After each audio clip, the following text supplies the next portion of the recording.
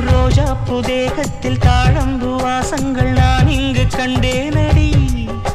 செவ்வாய் நிறத்தின் சூடான தேனுக்கு நான் எங்கு நின்றேன்.